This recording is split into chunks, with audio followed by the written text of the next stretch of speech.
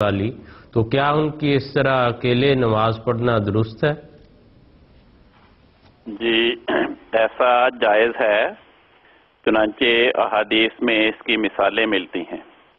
حضرت انس رضی اللہ عنہ بیان کرتے ہیں، یہ بخاری شریف میں حدیث ہے، کہتے ہیں کہ میں نے اور ایک یتیم لڑکے نے ہمارے گھر میں حضرت صلی اللہ علیہ وسلم کے پیچھے کھڑے ہو کر دوسری صف میں نماز پڑھی، اور میری والدہ تیسری صف میں اکیلی ہمارے پیچھے تھی۔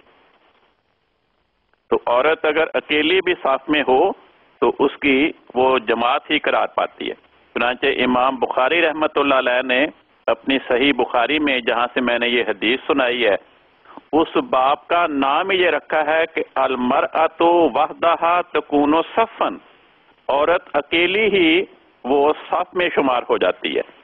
چنانچہ صحیح مسلم میں حضرت انس رضی اللہ عنہ ایک اور موقع کا ذکر کرتے ہوئے بیان کرتے ہیں کہ رسول پاک صلی اللہ علیہ وسلم نے مجھے اور میری والدہ کو اس طرح نماز پڑھائی کہ مجھے آپ نے اپنی دائیں جانب کھڑا کیا اور میری والدہ کو پچھلی صف میں تنہا کھڑا کیا۔ زوجہ رسول ام المومنین حضرت میمونہ رضی اللہ عنہ بیان کرتی ہیں، اور ان کا یہ بیان صحیح مسلم میں درج ہے۔ وہ کہتی ہیں کہ رسول پاک صلی اللہ علیہ وسلم مجھے پچھلی صف میں تنہا کھڑے کر کے نماز پڑھایا کرتے تھے۔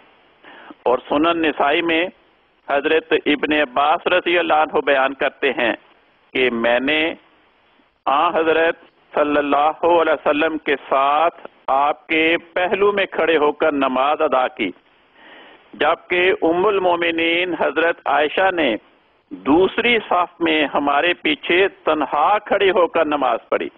تو اس لیے اگر جمعے کے موقع پر لجنہ کے حصے میں ایک ہی خاتون ہے اور وہ اکیلی ہی صف میں کھڑی ہے، تو اس کی نماز عین شریعت کے مطابق ہے۔ جی ٹھیک ہے، بہت شکریہ، جزاک